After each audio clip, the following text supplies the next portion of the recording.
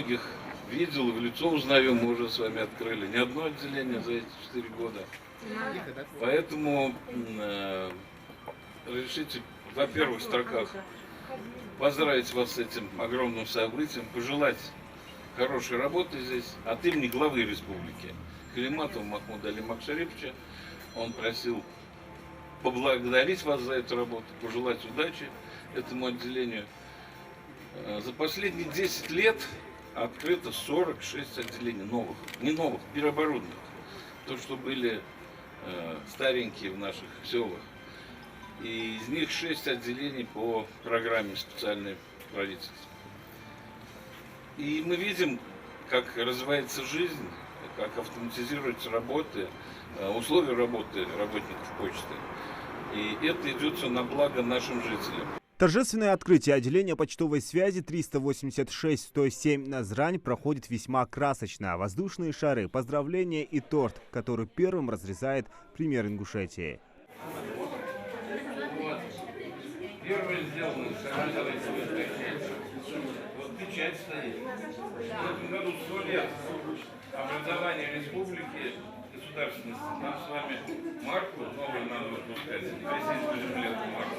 В новом отделении почтовой связи есть все для полноценной работы операторов и почтальонов. По словам директора управления федеральной почтовой связи Ислама Гагиева, установлено информационное, рекламное и сетевое оборудование, наличие необходимая оргтехника, расходные материалы, административные помещения оснащены мебелью и элементами фирменного стиля. В штате 4 сотрудника, которые будут оказывать почтовые, финансовые и коммерческие услуги.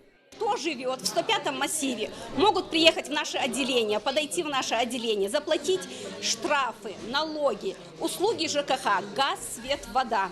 Абсолютно все. Отправить посылку, отправить перевод. Ну, все у нас услуги. Все услуги для населения. Само отделение вам нравится? Очень. Отделение светлое, просторное. Все по стандарту. Отделение на высшем уровне.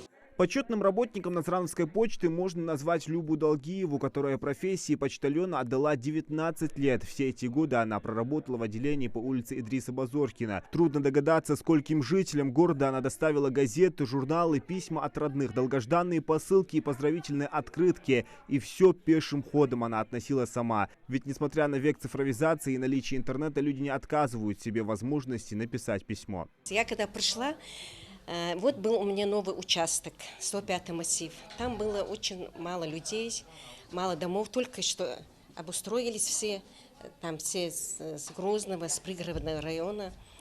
И вот было всего 10 домов только, когда я начала работать.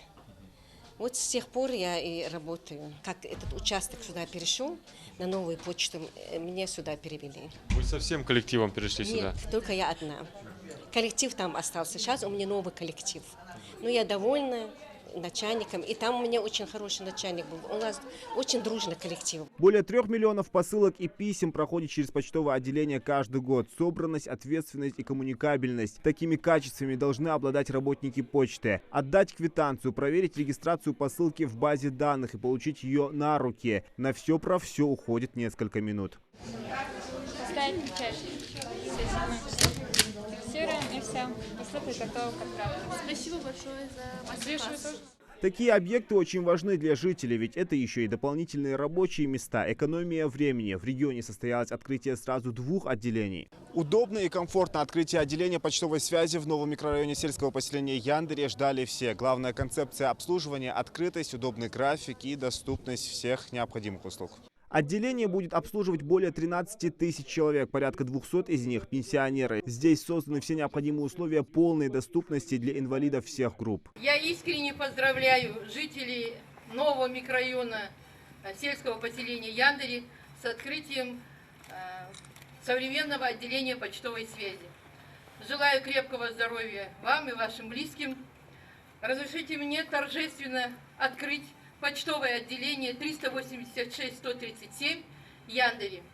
Добро пожаловать! Этот шаг очень давно назрел. Проблема здесь существовала. Дело в том, что жители микрорайона практически ежедневно преодолевали расстояние в 3-4 километра, получая услуги почтовой связи в сельском поселении Яндыре. Для жителей нового микрорайона это настоящий подарок. Бесконечный маршрут в центр сельского поселения, чтобы отправить посылку, письмо или просто погасить коммунальную задолженность в прошлом. Первые клиенты уже совершают покупки, готовят бандероли и письма и не нарадуются открытию почтового отделения.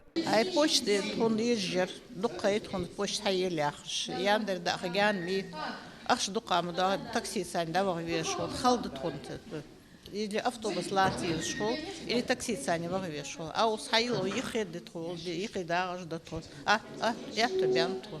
Давно хотели, чтобы нам открыли эту почту, потому что я сама лично ездила на это Яндери, на такси, на автобусе.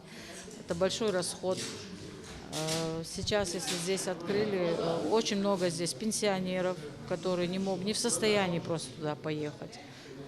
Вот сейчас очень даже хорошо, что его открыли. К открытию отделения запустили благотворительную подписку на адрес соцучреждений. Речь идет о Троицком детском доме-интернате, коррекционной школе-интернате, республиканском реабилитационном центре для детей-инвалидов. Оператор почтовой связи заполняет и помогает в оформлении подписки.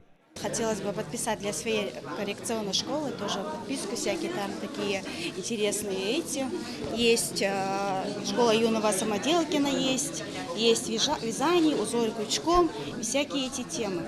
Я хотела подписать на год, сделать подписку, и вот будет очень удобно заходить и часто вот так подписываться.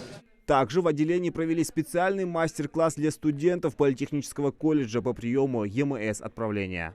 Для отправления документов я вам могу порекомендовать отправление ЮМС, курьерная служба доставки. То есть курьер будет связываться с получателем и уточнять, где легче ему будет получить отправление и доставить ему там, где он находится. Вы согласны, ЮМС? Все, тогда будьте любезны, запомните ярлык, я буду начинать отправление.